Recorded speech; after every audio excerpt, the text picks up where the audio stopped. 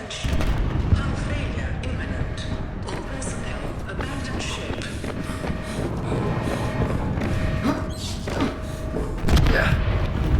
Launch in 3, 2, 1.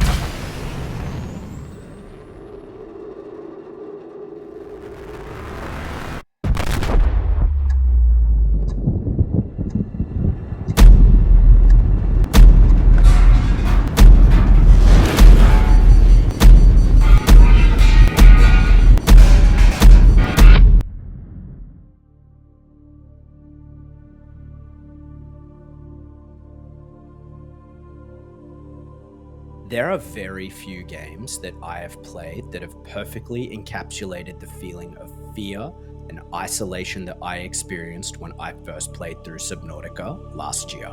I had this game recommended to me last year as something that I should give a try while I get into streaming, because I am terrified of the open ocean and I'm even more terrified of jump scares and monsters, and Subnautica is plentiful in both. For those who aren't familiar with this game, you play as Riley Robinson, a primarily silent protagonist who works as a non-essential systems maintenance chief on the Altera Corporation branded starship, Aurora.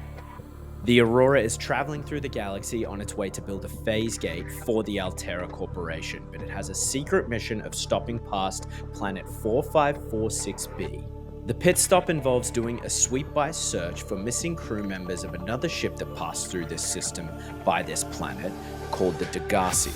The Degasi is a Mongolian starship that's crew has been missing for nearly 10 years prior to the events of the first game. While flying past planet 4546b, the Aurora is shot down for reasons unknown and crash lands on the ocean world.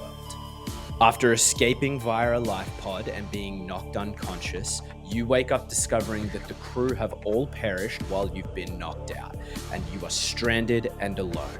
The main objective is to survive, and the secondary objective is to find a way off this planet. But when you're in doubt, it's probably a good idea just to refer to Objective 1 and just try to live.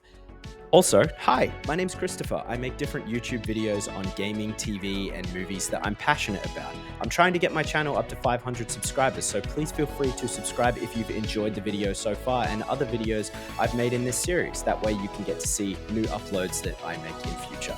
Okay, now back to the main course. As you open the door to the escape pod you crash landed in and see the Aurora in front of you completely destroyed and ablaze, you begin to realize that you are entirely alone here. And this is where the game really begins to shine, because for the most part, you are a ghost in a shell. You don't hear Riley speak, you hear minor interactions when you might take damage, but Riley is an entirely silent protagonist, which really makes your experience here stand out. A majority of games today are acted out or following protagonists that will often speak to show how they're feeling or exclaim so that we as the audience or the player understand their motivations. But what's interesting about Subnautica is that it's entirely this ghost in a shell vibe. It's very reminiscent to the first few Halo games. And it adds so much more immersion when you can put yourself in Riley's shoes, completely uninterrupted. We know from the circumstances that Riley needs to survive, but what comes next and what we see and experience to actually do so when uninterrupted makes you feel like you are actually the one that's stuck here, that you're the one that's in serious danger. And I absolutely love this about Subnautica, and I wish more games would incorporate this today, because the only monologue that you hear is your own internal one while you explore this vast and isolating underwater world. And the more I reflected on this, the more I was inspired to actually make this video. And it's that Subnautica does such an amazing job of immersing you in its isolation. I like to think, at least for my sake, that fear of the open ocean is fairly common amongst human beings. The ocean is a place that we are not equipped to survive in, even on our own planet. And when you crash land on 4546b, you are stranded. You are stuck in the middle of nowhere. The depth and range goes for as far as the eye can see. And to progress through this game and try to make your way off this rock, you need to explore it and put yourself in harm's way. The only company you have for a majority of the game is the AI voice that gives you some context to your surroundings or lets you know when you have made a serious mistake.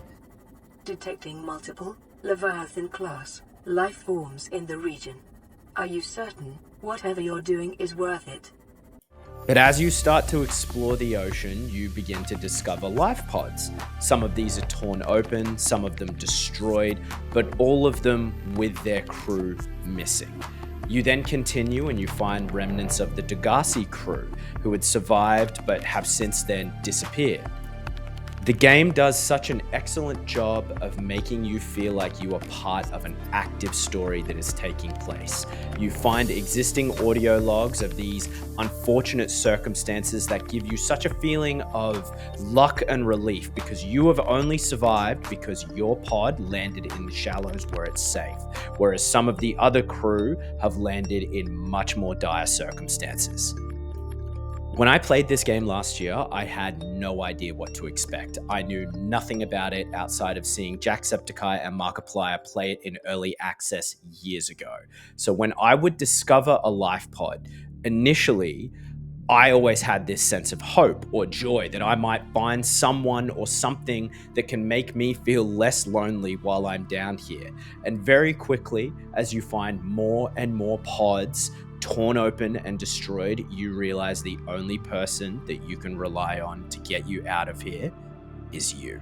Finding these shuttles was reminiscent of rocking up to a party late that's finished. You've genuinely missed out on something, some kind of help, interaction, or assistance. It just added an extra layer of helplessness to the situation. I kept thinking there's no way that I'm gonna get out of here. Everyone else is gone, and that's gonna be me. I'm gonna suffer the same fate. These discoveries are like a breadcrumb trail to wanting more and more information about this world, more understanding of the environment, more questions as to why you came to 4546B. What was the mission actually for? And that's why I love this game, because the lore is so dense. And it doesn't tell you everything. It makes you fill in the gaps. This is my favorite way to consume lore. I love being presented with a very dense story that still feels like it is missing components that you have to fill in on your own because it leaves the rest to your imagination. It's dense, but not dense enough that you know absolutely everything. It leaves questions open and creates more discussion about what others might think the direction of the story is going down, what path it is taking. At a first glance, the game is quite basic narratively. Crash land, try to live. But as you play through, you discover that there is so much more under the surface. Huh? Get it? 'Cause water? No, but seriously. This planet you're stuck on has become home to a disease known as the Carabacterium that inhabits, infects, and kills life on the planet, and it spreads quickly. And in addition to needing to get off this planet, you're now infected and you've got a timer to try and find a cure. This is why the Degasi was shot down, and this is why the Aurora was shot down. An alien race known as the Architects or Precursors, who were once trying to find a cure to the disease, are missing from this world, but have left a planet-wide defense platform operational to ensure that no one enters and no one leaves. And I loved exploring the alien facilities and scanning different parts of the environment within the world, because every time I would read something, it would just leave me wanting more details and more answers to what is going on. Something that I feel like I took for granted in the first installment, the first Subnautica game, especially since having played Below Zero right after finishing this, is the freedom of exploration. Subnautica literally dumps you into its massive sandbox and just allows you to explore at your own pace. You can choose which biomes you want to go to in what order, and yes, you are limited at times with how far down you can go until you progress and get better equipment and build different submersibles, but primarily you can go or attempt to go anywhere that you can see. Each of the biomes is home to a wide variety of terrifying and fascinating creatures that all have a unique aesthetic to them, Each of them will try to eat you in their own way, but they all have different mechanics that force you to change the way you play within their environment. And the music that starts to play as you are seriously getting into the motions of exploration and you're moving quickly, like the first time you get into the sea moth and just go, is seriously a vibe. It's fast paced and it makes you feel like you are progressing. You're stranded on an alien planet like something out of a sci-fi horror movie, but you've seen some shit and you're gonna be fine. Having an enticing open world to explore with equipment that you progressively upgrade and enhance keeps the gameplay loop of Subnautica consistently rewarding. I found the exploration component of Subnautica so challenging because I had such a paralyzing fear of what might be out there lurking in the shadows that I can't see. You always feel like you are a very small fish in a very big pond. And it was always so fulfilling having my courage rewarded when I would delve deeper and go further and I would find something down in the depths that would assist me in my journey. While the game has so many intense moments that are worth relishing, I really came to love the downtime in Subnautica. I loved discovering new resources or new wrecks of the Aurora that would give you things that could upgrade your base. Building and constructing a base of operations helped me push into exploring harsher zones. The game empowers you and steers away from that feeling of perpetual fear because it gears you up to traverse the hazardous path that lies ahead of you.